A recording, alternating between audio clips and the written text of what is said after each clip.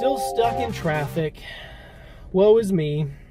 But as I've said before, traffic means more time for baking. So here's your loaf of daily bread. Today's loaf comes to us from St. Augustine, and he writes, "Don't you believe that there is in man a deep so profound as to be hidden even to him in whom it is?" I wanted to share this one because it struck me as an interesting parallel to the William Law quote that I read quite some time ago about how there is a depth to thee. Separated by centuries, these two men nevertheless said almost the exact same thing. St. Augustine talks about a depth that is so deep as to be hidden from the one in whom it exists. Kind of reminds me of an old fable I heard once. I don't remember exactly where it came from. I think it might have been Aboriginal or First Nations, but essentially the story goes a little something like this. There's this great creator God, and he's just finished making all life on earth except for humans. And he's holding off on humans because he has a dilemma. He's not sure how to proceed. So he calls all of his creations together, all of the animals. And he says, "Team, I have a problem. I have one last creature to make, this thing called a human. But unfortunately, I have this gift for the humans and they're not ready for it.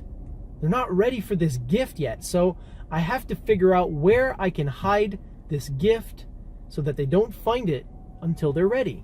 So all the animals, they start making suggestions. The salmon's like, "Dude, give me the gift. I'll hide it at the bottom of the ocean."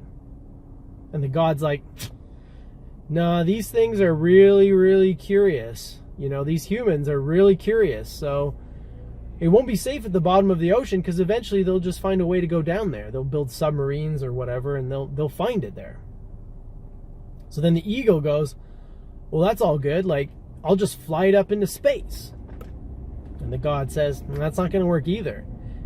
They can build submarines to go underwater. They're damn sure capable of building flying machines too, so we can't hide it there." Finally, the buffalo was like, "Well, why don't we just bury it really deep?" God was probably like, "Seriously? Come on. They can go underwater. They're going to find a way to fly. They're going to be able to dig. Come on, buffalo. Get your shit together." That's when Grandmother Mole comes into the picture.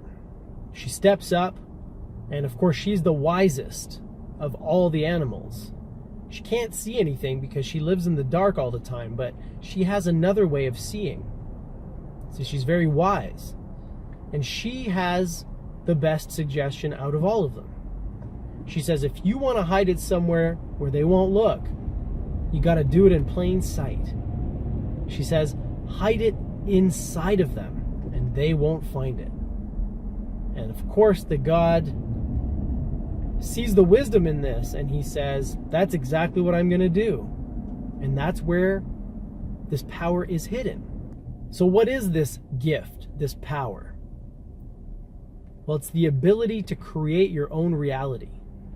It's the ability to shape and mold and craft your own world, your own personal, subjective perspective.